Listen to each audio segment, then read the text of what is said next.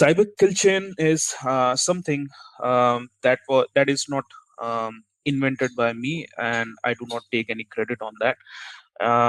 But it is something that has been created, or it has been devised or developed by Lockheed Martin. So they are a very big defense space ancillary or OEM based out of US, and they are also operating out of Australia.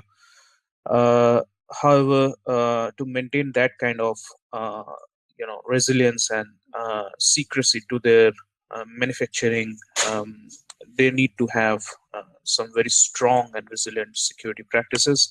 Out of that, they have devised and they have developed cyber kill chain. So basically, cyber kill chain is nothing but it's a strategy that every perpetrator, adversary, or a hacker, or a nation state actor. Uh, Rather, I can also add another word called a threat actor, uses to actually scan the landscape, find out their probable target, and then decide what could be the best way to attack that particular target.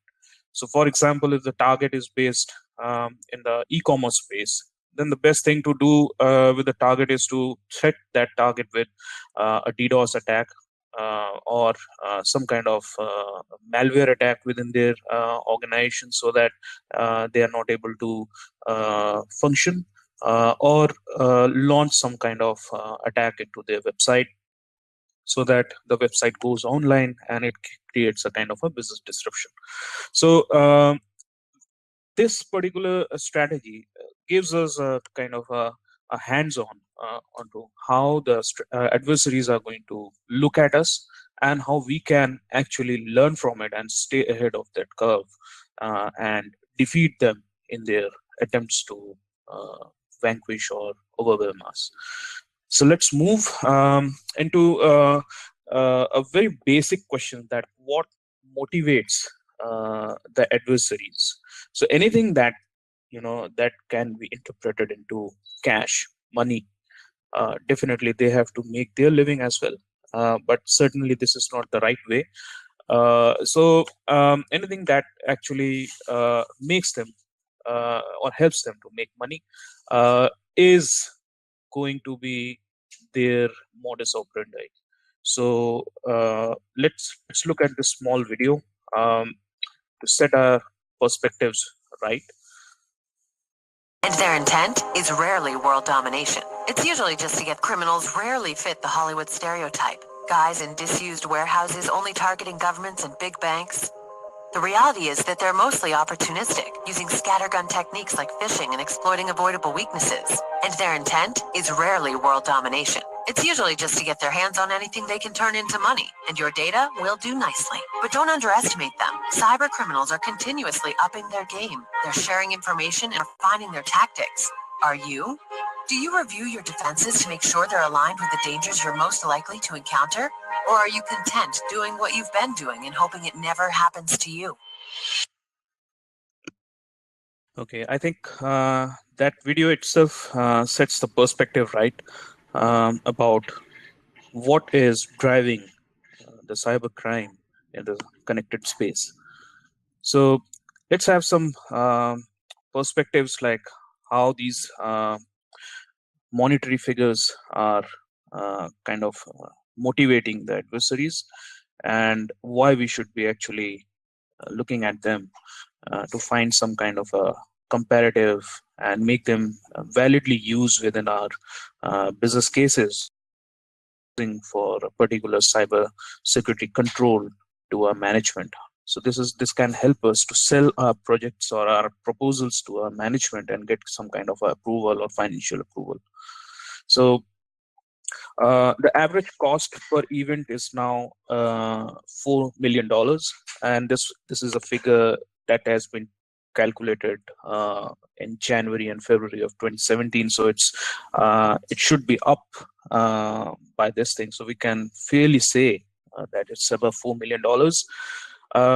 Since 2013, cost of breach has actually gone up by 29%. So definitely the average cost can be now seen in a kind of catching up trend with 29% up year on year. Cost of record that is being breached is averagely priced at $158. Estimated minimum cost of a breach is $2.2 million dollars. So if an organization doesn't practices good cybersecurity policies, frameworks, and standards, then they are going to be impacted with a kind of a cyber threat or a cyber attack that may interpret into $2.2 million in losses. So that could be a fair estimate that can be taken from here. The average cost countrywide is in US it is $221. In UK, which is lowest within the G7 or G8 countries, is $159. The industry-wise spread is the healthcare is the maximum impacted, which actually costs around $355, and the life sciences reduces to the lower side of $195. In between are the financial services who are impacted at $221, kind of a cost of the record that they actually lose in the cyber attacks. Some of the very popular kind of cyber attacks we can or the data breaches that we can recall right from last fortnights are Equifax and Deloitte. So this is something that we can bring a perspective of the kind of cost that is impacting them at this point. So it's like let's look at the kind of the vectors. So malwares, which are the number one vectors or the tools of choice for the perpetrators. There are 1 million new malware per day which are being launched. So may not be every malware is new, but they are repackaged so that they can defeat or they can defy the signature or observing nature of the sensors of firewall, and they can deceive them to make their way inside a target's organization. So 431 million new malware variants per year. So this is something that we can look at, like Petya came in, then they're not Petya. And it's like moving on from there. So newer ransomwares are more and more smarter in a way.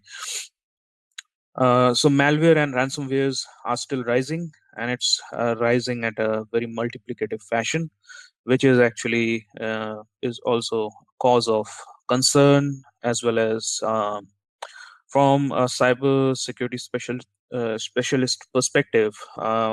We at least know that there is one prominent way from where the perpetrators or the adversaries can make their way into our organization, and thereby we can bring in a particular control that can help us in mitigating these malwares. So anti-malware will be visible in the next subsequent slides, because that's one of the very key control that can be used very well in mitigating a particular cyber threat. Here's the cyber kill chain. It's a 7-step process that starts with reconnaissance, weaponization, delivery at the third stage. Then it is exploitation, and then installation, and then hence it's like command and control over the target computer or target organization, and then hands-on objective. So when the 7th stage, which is hands-on objective, is reached, then we can understand that the adversary actually has a complete control of the environment, and they can look into a specific kind of data, and they can exfiltrate that very well without letting anybody know. So let's see how we can use these 7 steps to design or strategize our cybersecurity to defeat them in their activities. Reconnaissance starts. It's by the basic thing that starts off whereby we mention our organizational email addresses in every blog or every write-up or on the social networking site. So these email addresses are harvested. We also naively submit our surveys, our comments with our email addresses, and they get harvested by these perpetrators, whereby they actually use these email IDs to craft their phishing attacks and target specific employees of a target organization to plant their malware. Then starts the weaponization phase. So as I said, like they will craft their email and they will then decide whether they're going to embed URL to a specific website that will have the malicious code that will then run into the user's computer, or they are going to send a file which is loaded with a malicious payload, for example, a Word file, a PowerPoint presentation, or a PDF document.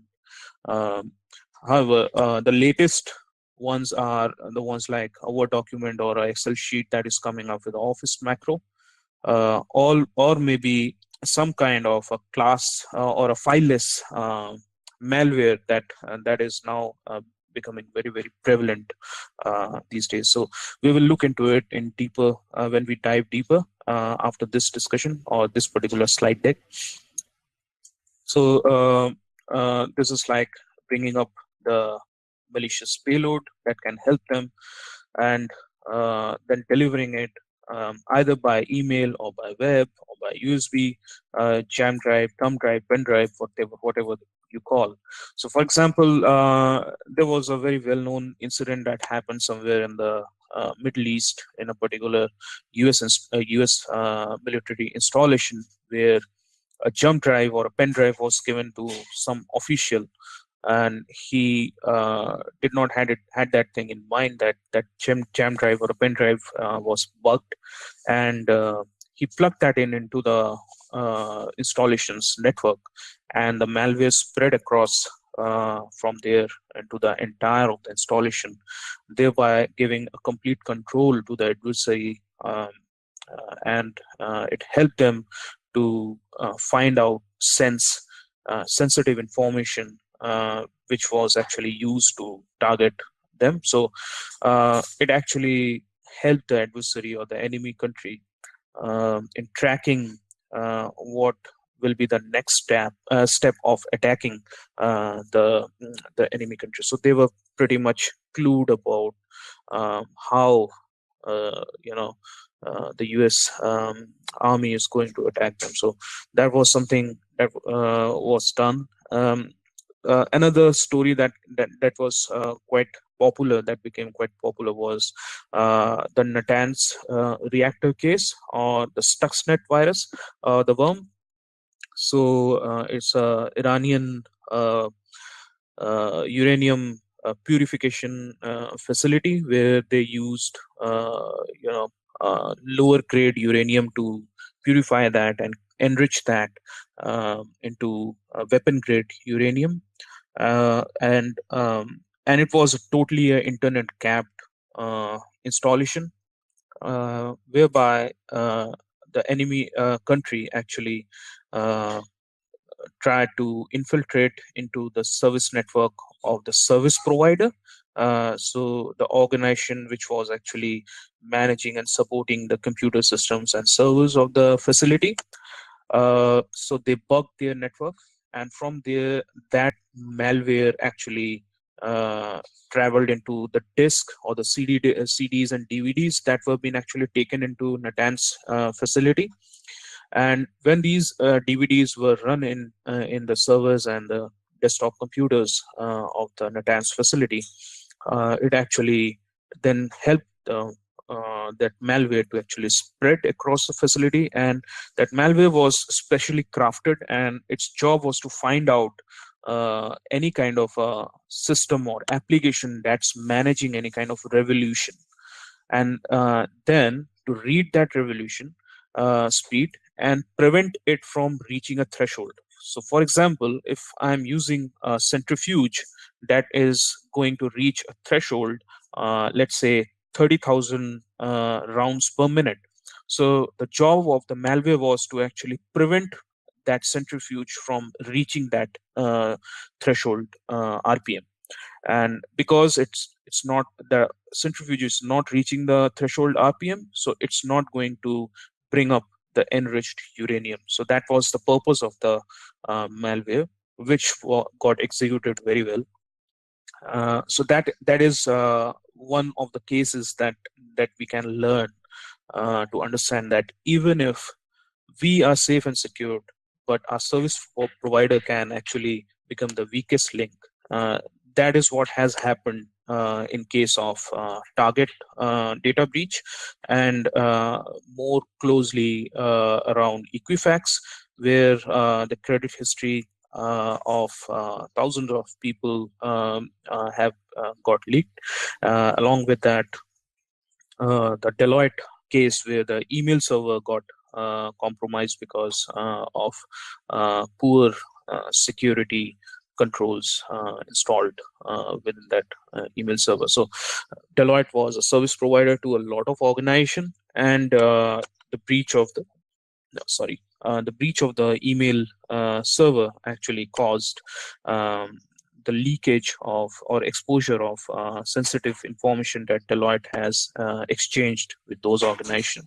So now these organizations have to rethink and review of their security program once again, so that it doesn't become very obvious for the perpetrators to interpret their security controls and mitigate them to make their way in those organizations. So exploitation, and then that is followed by installation. So this is the point where the malware installs itself within the assets or applications, operating systems of the target organization, thereby providing complete command and control to the adversary or the perpetrator or the nation state actor.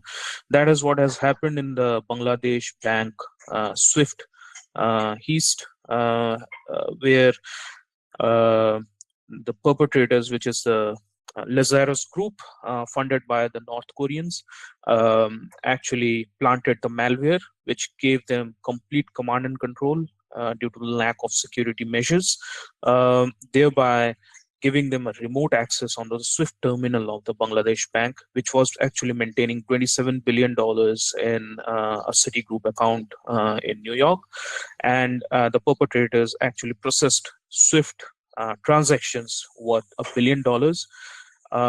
So all the transactions were getting processed in US, when after the 81st million dollar transaction, there came a transaction where there was a spelling mistake. So which actually got the authorities on the US side pretty much suspicious about why a high value transaction like this has a spelling mistake, and they pulled the chain on all the series of the transaction, thereby saving this bank in a big way.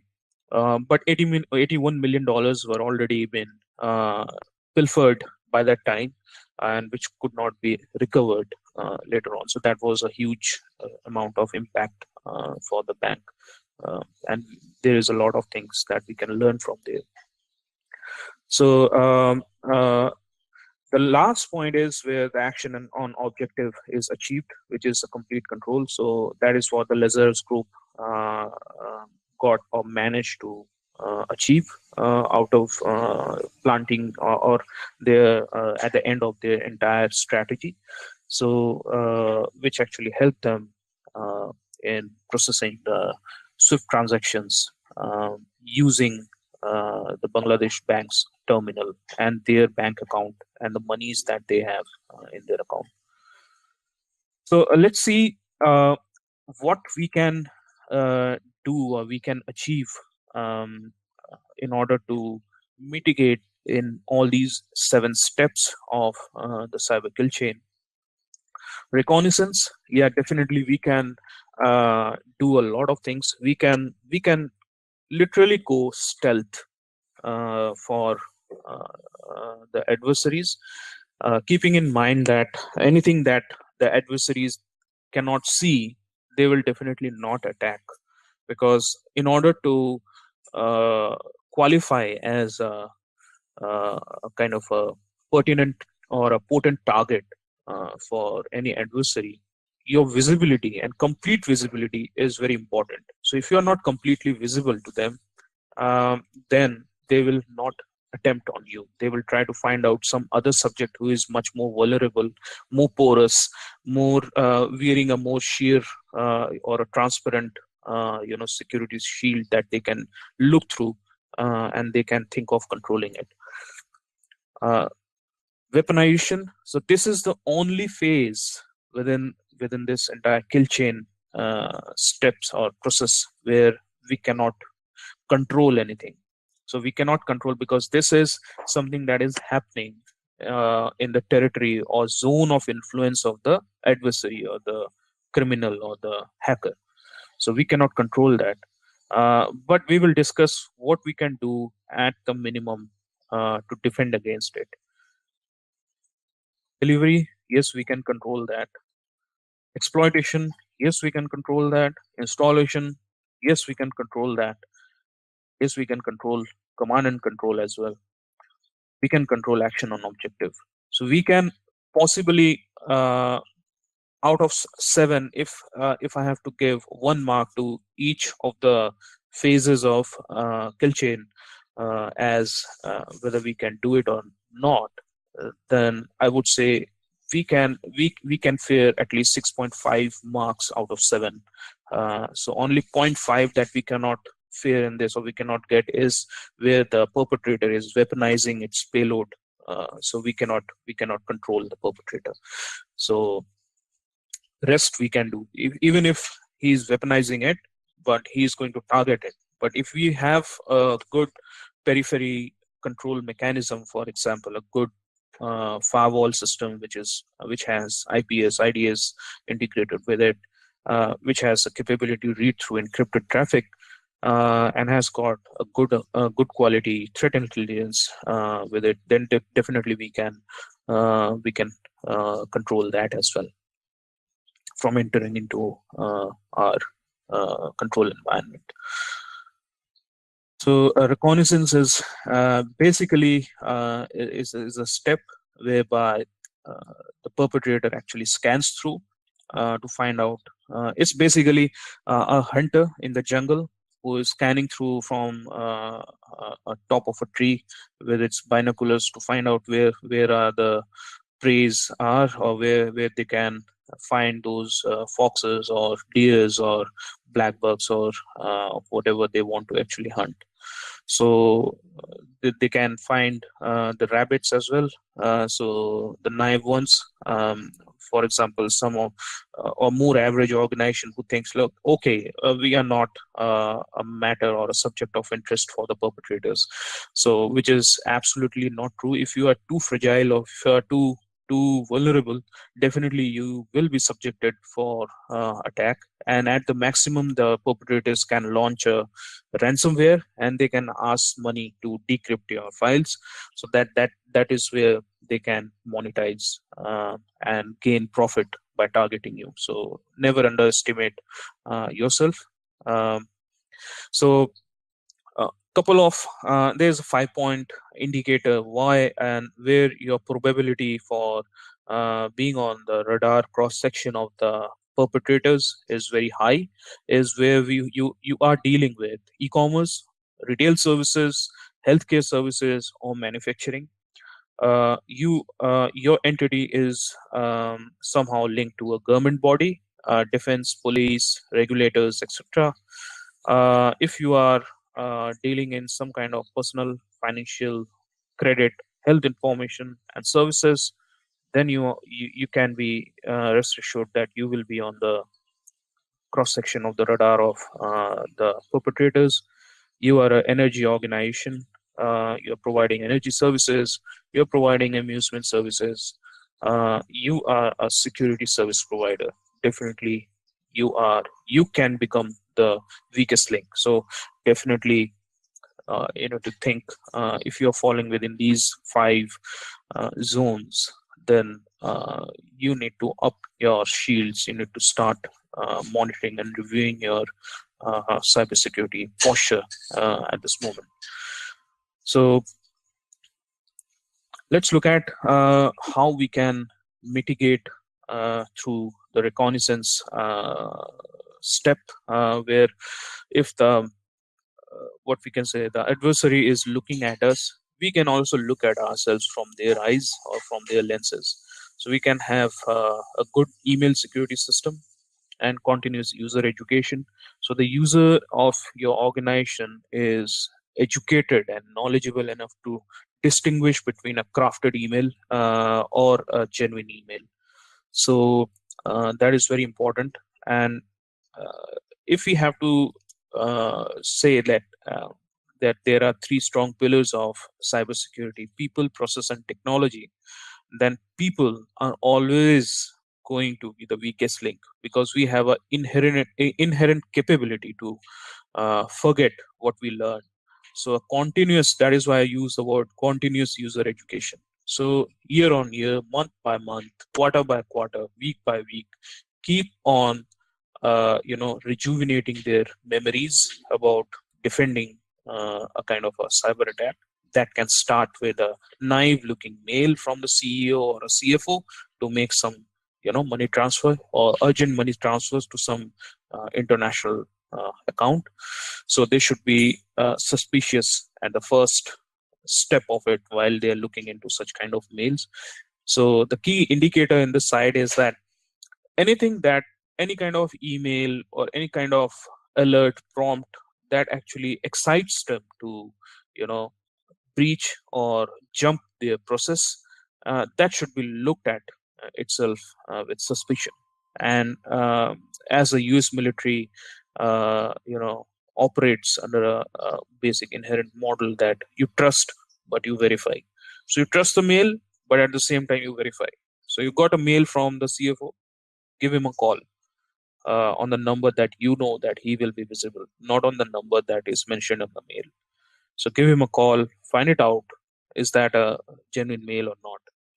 And then the secure email security technical control can be then used to quarantine or block such kind of mails using certain technologies. One of them is like SPF. You have a secured mailing framework whereby email is actually verified against the genuineness of its originating address. So all these technologies are available in the market, and you can very well make good use of them to provide a very reliable and secured email solution to your organization.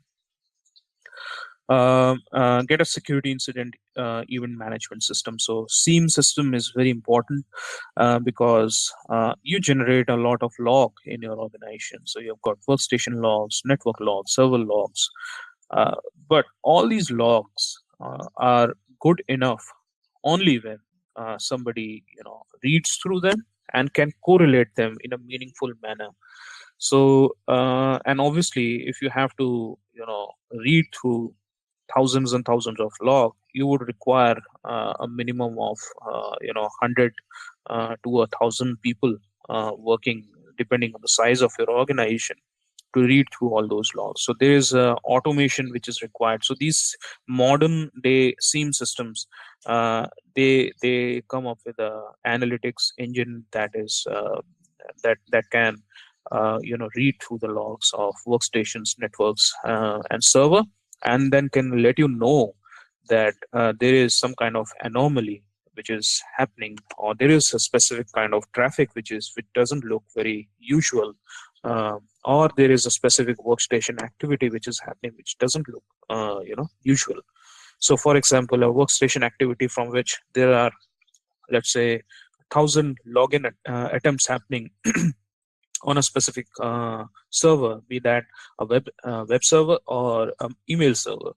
So the same system will bring up a kind of a dashboard that we can look at in this particular thing. So we can have this particular yellow bar shows that there is a huge amount of authentication request which are actually happening. So then the security person can alert the IT team that, okay, let me know why this is happening, from which particular system this is happening, at what time this is happening. So you get to get some kind of a clue that will help you in proactively understanding, that there is something wrong going on within your environment. So this could be your first step about intercepting adversary while it is making its inroads within your organization. You can block them here.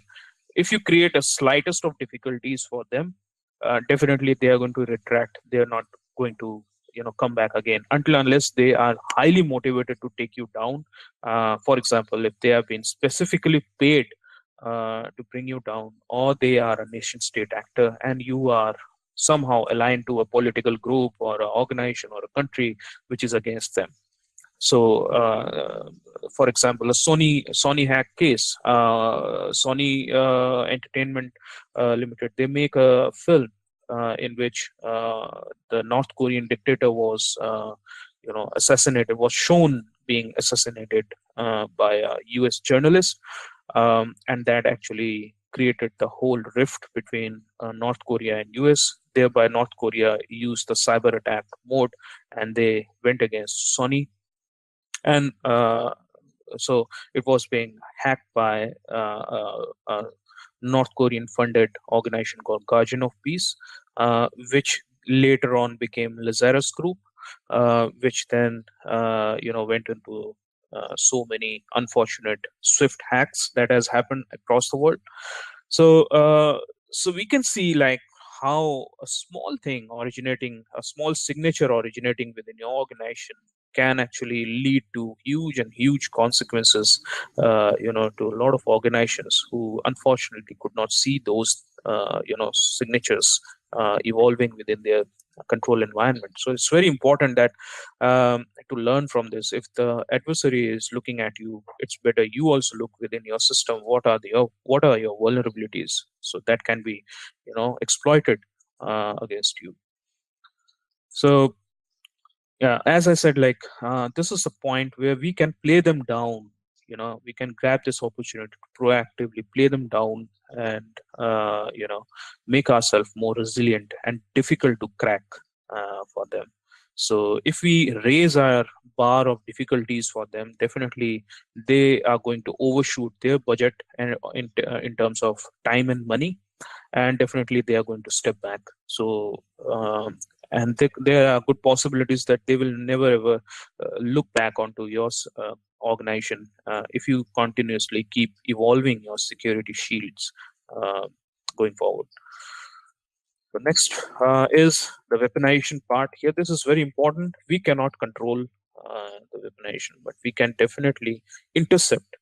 So if we have got a good periphery control installed, so we have got a good firewall which is capable of reading through even the encrypted data packets.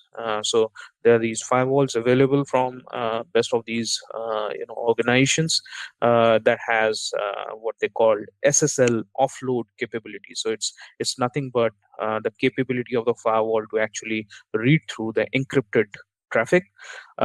So let me share a very small and but a very interesting trend. 5 years or 10 years down the line, when we used to read, we used to look at the firewall traffic, which is like the traffic going in and out of our organization, then we would find like roughly 10 to 20% of the traffic was encrypted, whereas today, on this day, it's starkly opposite.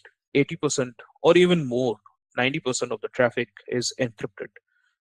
So it's very difficult for the conventional and old firewall to actually do any value-added work in that. So for them, every traffic is legitimate because everything is encrypted.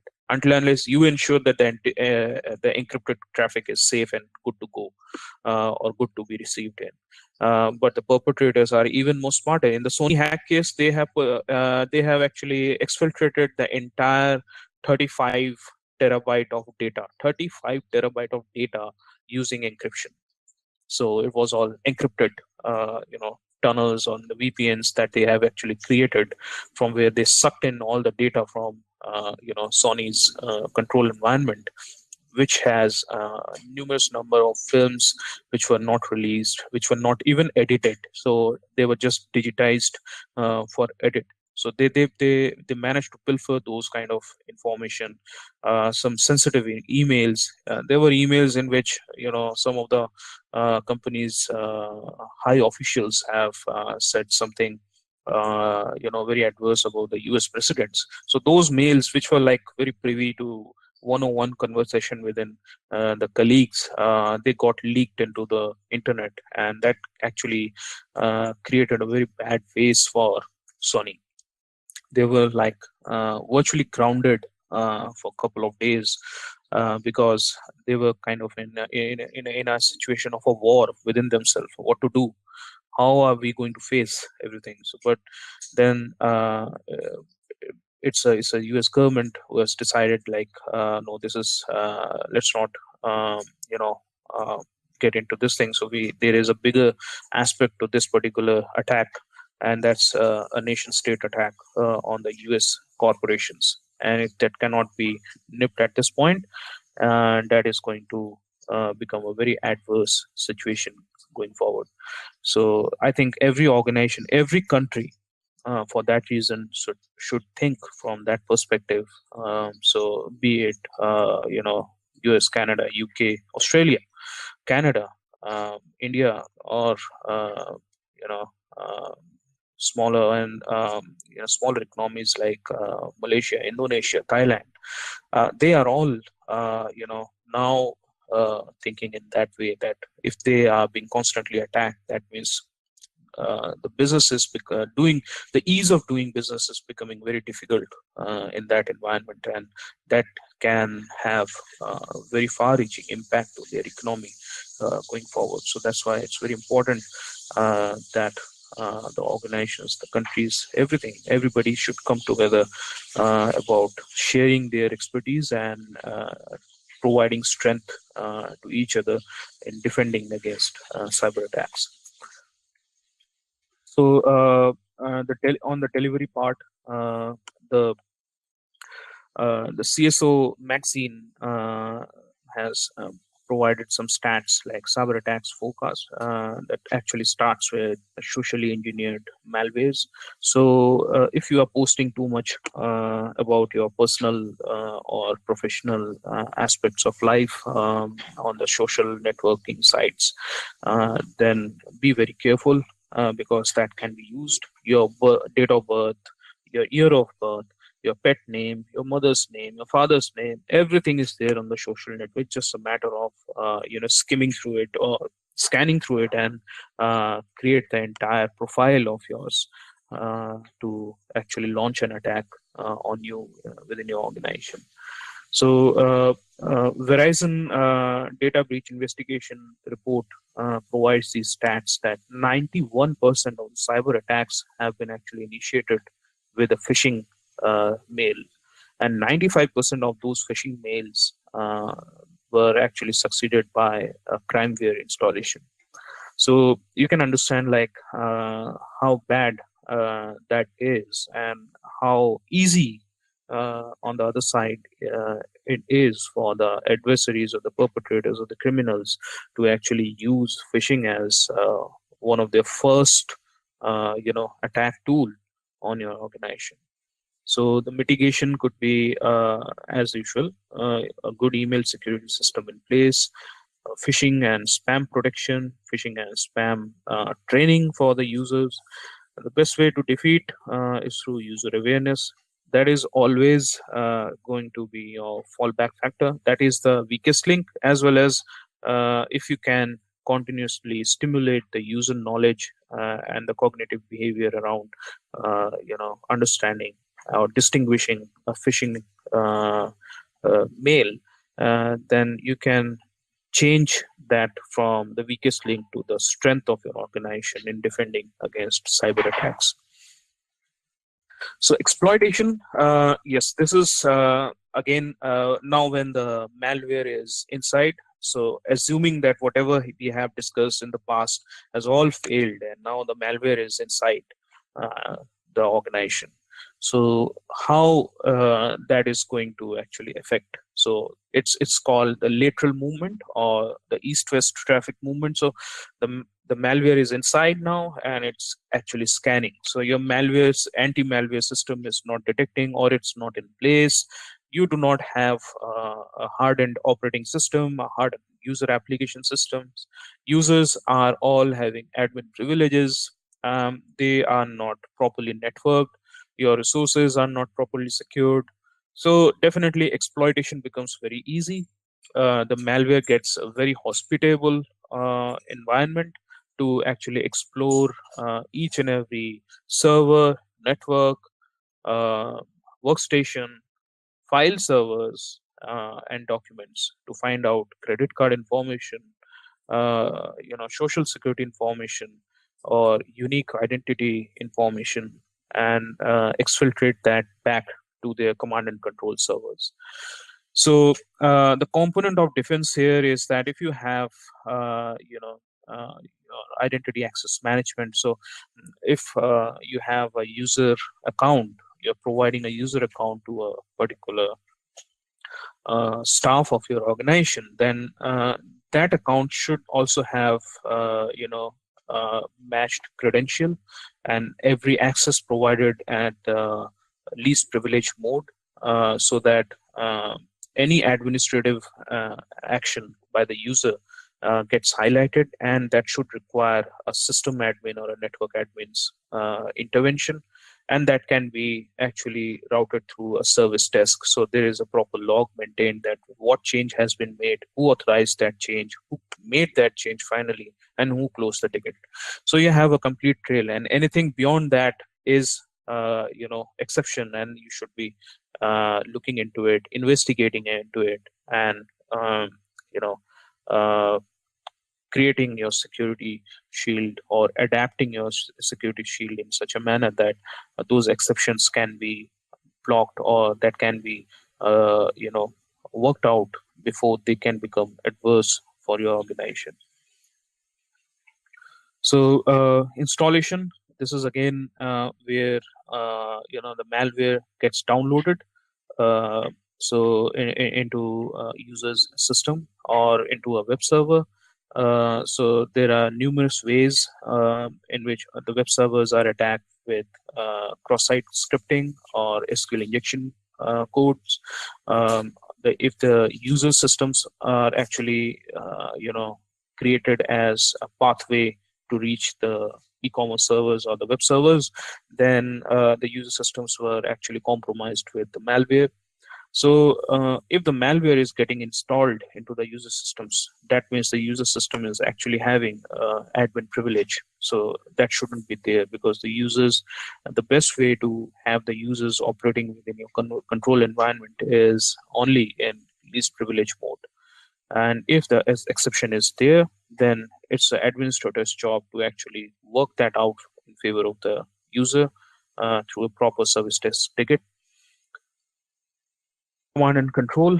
So this is a point where the malware gets installed and it starts calling or starts connecting with its server or the control server, which is in the enemy's territory, or maybe in some other country which is being controlled by the enemies.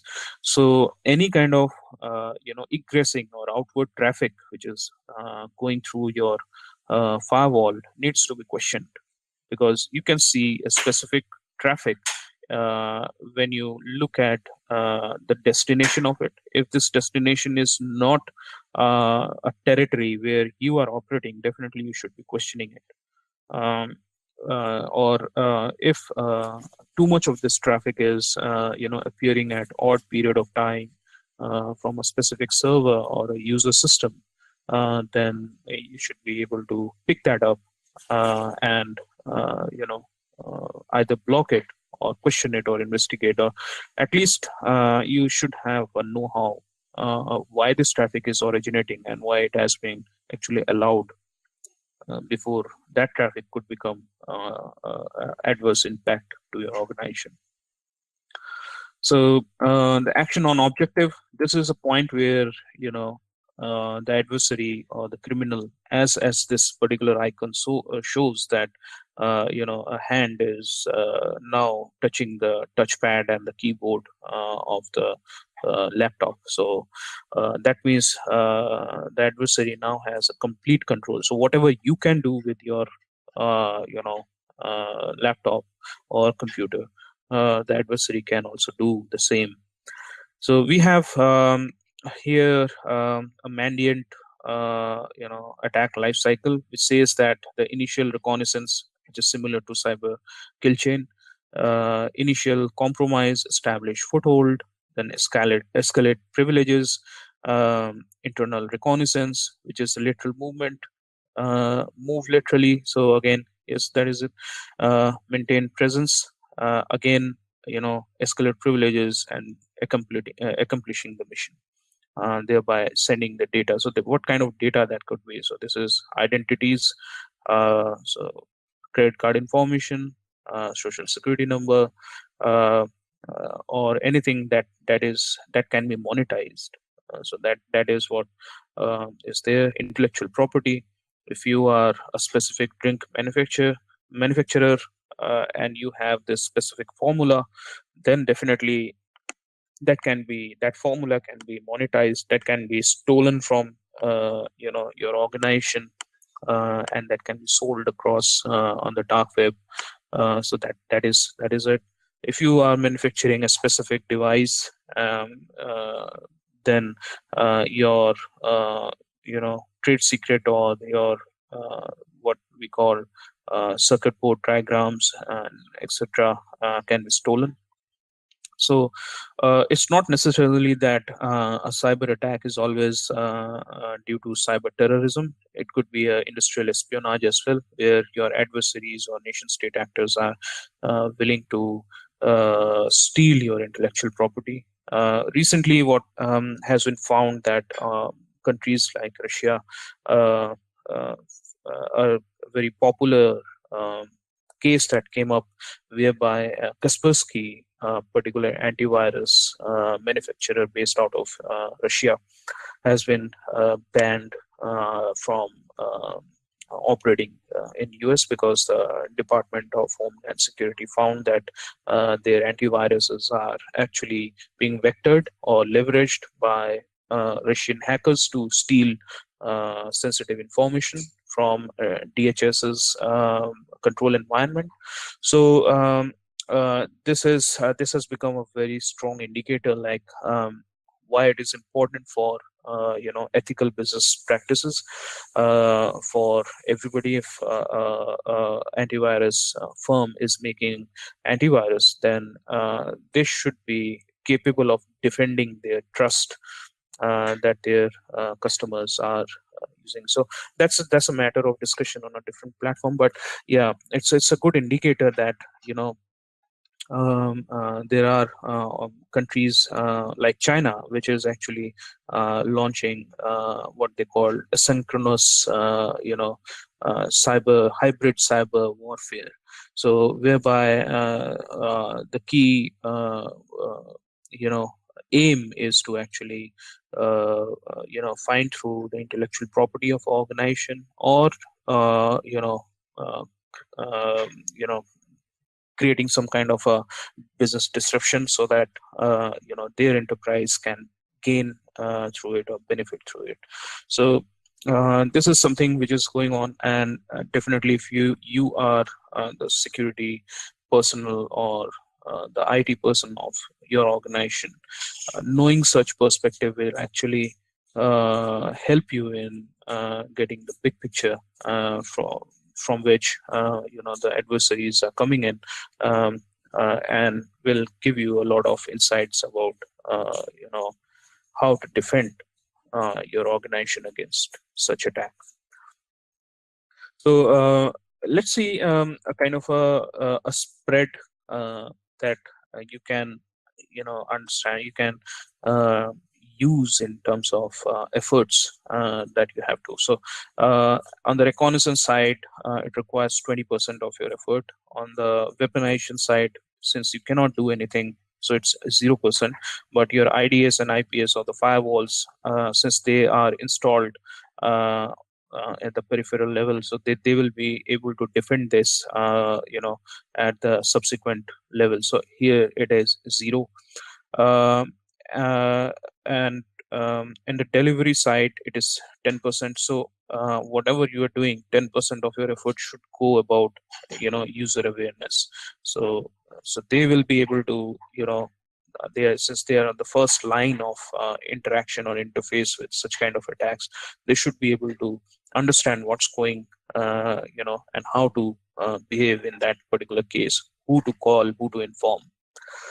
So 10% of it goes into user awareness. And then on the exploitation side, so yes, you need to put in 25% of your effort to actually patch your systems, harden your operating systems and applications. Installation side, yes, it is again 25%. So major chunk of your effort are within the exploitation and installation side. If you can defend against these particular phases of cyber kill chain, then you will be able to defend yourself and your organization very well. So command and control is again 10%, and action on objective is again 10%, because here your firewall should be able to provide information to the SIEM system, which is going to again let you know that there's something which is going wrong. There is some kind of egress traffic which is going out of your network, and your DLP system should be able to kick into action in preventing that. So that's not too much of it. So let's see kind of a graph that comes up. I try to create a more graphical presentation, and the best way how you can actually uh, put into your strategy into play is where you can actually escalate every step at every step. So if the reconnaissance is going on, the IT should be able to let the team leader know that their firewall is getting some kind of scanning traffic, or their Wi-Fi is getting a drive-through scan. So if the weaponization or malware loaded traffic is entering or hitting the firewall, then the IT manager should be apprised of. If the emails or website is getting some kind of malicious traffic, then the department head, whosoever is in charge, or the system owner, should be informed. If the exploitation is happening, then the CTO and the CISO should be informed. Then if the installation is happening, then the CIO and CEO needs to be informed. If the command and control has happened, then the CEO and the MD should be informed. And if the action on objective has happened and there is a uh, uh, the data has been pilfered from the, or exfiltration of data has happened, then the board must be informed, because from here it is going to be a war-like situation where you need to respond to this particular scenario. So the board need to be apprised along with regulatory authorities, law enforcement, legal bodies, and media. So that is why this escalation, this is not a definitive thing, so please do not treat it like that, but you can definitely customize that to gain extra mileage out of this strategy. That's my intent is actually. Here is a very nice framework. So if you guys have actually go to this website of NIST, you can Google that and reach their site, and they have provided a very nice framework for cybersecurity. So whereby it starts with identify, protect, detect, respond, and recover. So if you look at the cyber kill chain, you know, uh, so reconnaissance happens. It's because you have not identified all your assets. So you don't know which asset is on the internet and how much it is exposed. So so if you have asset management, you have controlled business environment, you have governance going on, you have got a risk assessment happening on your assets, which are helping your organization to earn the revenue, then the chances are that the vulnerabilities within those assets and the risks um, cannot be actually exploited by the adversary, because you are aware and you have already built enough controls and mitigations in place to defend against any kind of cyber attack. Protect is again how to protect when a weaponized payload has been targeted on your organization. So if you have access control, so this is very important. I have again, I mean, this is becoming it's not uh, a very intentional thing that I have done, but what I discussed in the past, that if your users are not having, or your users are having privileged control over their laptops or desktops, then you have actually not done the right job. So the access control needs to be looked into it, and your users should be working within the least privilege layer, so that anything above that can be can trigger a kind of alert for you, and you can look into it why it's happening. And if it's a legitimate exception which is calling for your attention, you can look into who actually approved that and what you need to do, so that exception can be handled or that can be blocked that way. So awareness and training, data security, information protection, process and procedures. So data classification is very important. Maintenance. So if you are not maintaining your servers, you don't know when their maintenance is going on or whether they are out of warranty or not. There is a potential case where your servers themselves can create a DOS-like situation, because if the hardware if the hardware fails and your server goes down, it crashes, then it's again a business disruption. So you don't have to actually look for the adversaries in that case. It's your own business practices which are actually failing you. So that's very important. Protective technology. So you have anti-malware, and you have SIEM, you have firewall, you have privilege access management, you have two-factor authentication for your high-risk applications.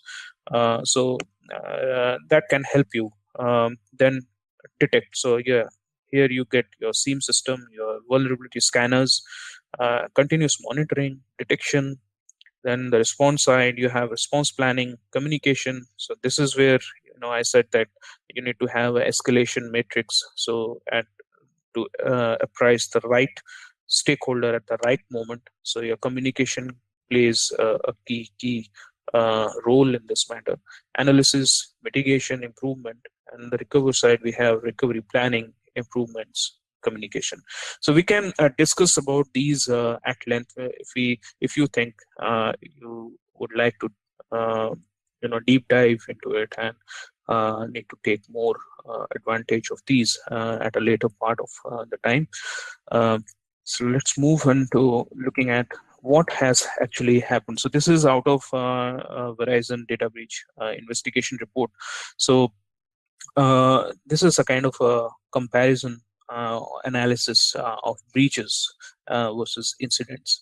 So let me first of all distinguish between what is a breach and what is an incident. So incident is where your CIA or your integrity, availability, and confidentiality of your information or data has been impacted, but uh, it has not qualified into exfiltration of any kind of data.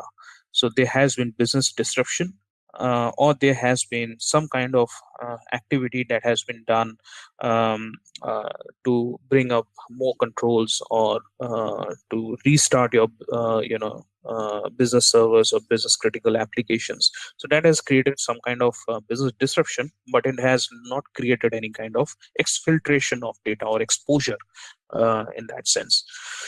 So that is what it is, incident. So the highest amount in this entire all the cases that Verizon data breach investigation team has actually investigated, the highest is of DOS attack, and then privilege misuse, which is followed by crimeware. So I'm just touching these top three, and let's look at what has actually happened, where the breach, the real exposure has actually happened. So web application attack. So the most recent of the two very famous data breach cases, Equifax as well as the Deloitte email server hack, falls within this territory. So it is so realistic. You know, cyber espionage, definitely. The Kaspersky case is there. Privilege misuse, again, the Deloitte case is here. So we can see how relevant these things. So, and we now do not even have to think whether these are hypothetical data or not, because the cases are happening every day. We can just need to switch on the television, or need to look into the cyber section or the IT section of a newspaper, and you will find something or else is happening across the world, across the globe. So here are the 10-point takeaway that can really help you in upping your shields, or polishing or spearheading your shields against any kind of cyber attack or a disruptive incident. So user awareness, it is very important. Patch your OS and applications. Harden your OS and applications. So anything which is not required, please do not provide it to the users. Please do not keep it open. Close that up, because that is not going to get you any kind of revenue. So if an additional port is open, port 8080 is open, please do not let it work until unless it is required for any kind of business specific reason, and then you can have some kind of mitigations around that. So please do not let something work which is not required for actually. Catch your vulnerabilities. So do regular hygiene within your control environment. Please look into it. Match your credentials. So your user accounts should be properly matched. Please do not provide them more access than what they require. If they are not required to log into the e-commerce server, then please do not whitelist that particular login account for them in their account. And if they are not required to log into the financial or the general ledger system, please do not let them log into it. Do not whitelist that, so that if you do not let a particular server or service visible to their login account, the chances of any kind of attack leveraging their identity or account will minimize significantly. Whitelist application and devices. So please be aware who is bringing their devices in, and have a kind of a secure delivery mechanism. Use a mobile device management platform to create a secured environment within their device, whereby they can access the resources of your application or your organization. So whitelist applications only when you know that that application is legitimate. Your organization requires it to earn the revenue. Defend against the malwares. So use the best malwares, anti-malwares which are available in the market. The trend is now showing up that artificial intelligence capable anti-malwares are doing a very good job. So go and search for that kind of service, and use that. Please phase out all the conventional antiviruses. They are not good enough now. Secured network segregations. This is very important. You should have firewall and switches. Your firewall should be able to create a demilitarized or data management zone, and it should be able to create VLANs. And the traffic between these, so the user part and the traffic going to data management and the data management into the internet should be inspected, so that you are aware that any kind of east-west traversing of the traffic is legitimate and 100% warranted for. It is required, and it's not a malware traffic or any kind of perpetrator making their inroads into your organization. Encrypt your sensitive information. Please, if you are moving on to cloud, this is a very, very important thing. And back up your data offline, because in case of a ransomware attack, you will be able to bring up your resources within the recovery time objective of your organization, which is the minimum time or the maximum time for which your organization can tolerate the downtime of the server. So you don't have to pay for the Bitcoin. And if you have been attacked with a ransomware, please do not pay for the Bitcoin at any cost. Lose your data, but do not pay for them, because at the end of the day, this money is being used for all criminal and antisocial activities. You should be happy at least your data has been sacrificed for that. You still have the chance to build it. But just imagine if that money has been used, to kill somebody. That person's life is gone. You cannot bring that person's life, and just imagine about the dependents of that person. So what will happen to them? So this is a very, very sensitive topic. We can again discuss about the human side of it, but here is the last bit of it, which is very important. Monitor every aspect of this. We have discussed all the 9 steps. Monitor them and review them, whether they are effective or not, or you should be bringing in more or better controls or not. Negotiate with your vendors and try to bring in better services, and phase out older services which are not relevant or not providing you enough of coverage against cyber attacks. So with that, I would like to thank you to have the patience to actually make your way and time for this particular webinar. So we can now look into the questions. Okay, so let us look at remonitoring. Tom's question: what advice do you have for organizations to improve their security protocols? Monitor and review. So monitor, first of all, look into the cyberkillchain, all the 7 steps, and see what is happening, and then review. If you have antivirus, if you have patch issues, when have you implemented your last patches on the operating system, or are all the applications good or not? So that is very important. What's the best way to prepare for cyber threat? Definitely user awareness. It is a threefold approach. You can look at it from people, process, and technology. So thanks, Tom. You're welcome. And you can connect with me over LinkedIn or Twitter. So you can look at it from 3 perspective: people, process, and technology. People, do the user awareness. Process, have checks and balances. If your environment is using Swift transaction or e-commerce, you're operating an e-commerce website, and somebody is getting a kind of a mail that makes that person to jump a kind of process. So a proper checks and balance should be there. If a Swift transaction has been made, then the paperwork for that transaction should be there, so that you can tally. In the famous case of the Union Bank of India Swift attack that the Lazarus Group did. So Lazarus Group, somehow qualified or managed to sneak into Union Bank's network, plant a malware, and processed a Swift transaction of some $140 million. At the end of the day, when that Swift transaction needs to be approved, so there was 2 checks and balances in place. One was a technical control. So the chief manager of the branch needs to actually approve that, and while he was approving using his token, so there was a multi-factor authentication there. He was also required to tally the paperwork for that.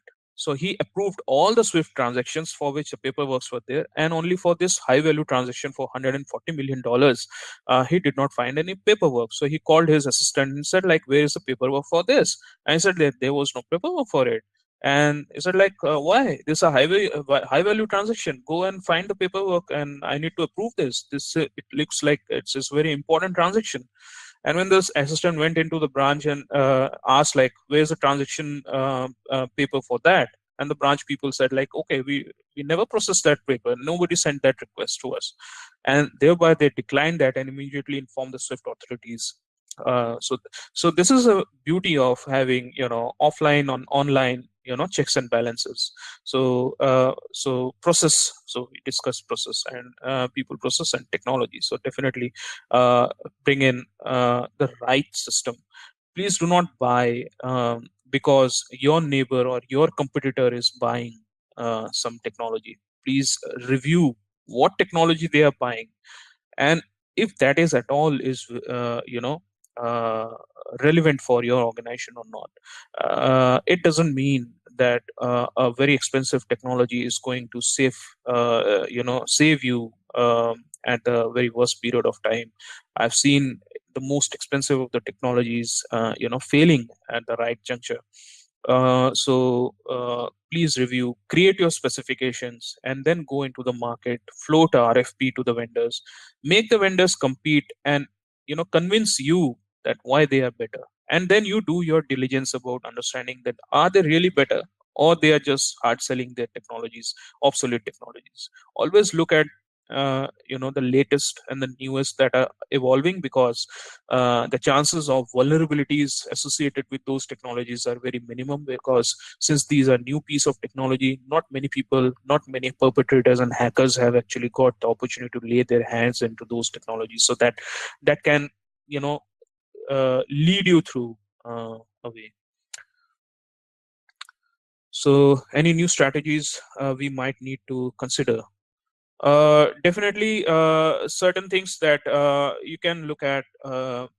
Till last year, BYOD was bring your own devices was a menace. This year, IoT is in fashion.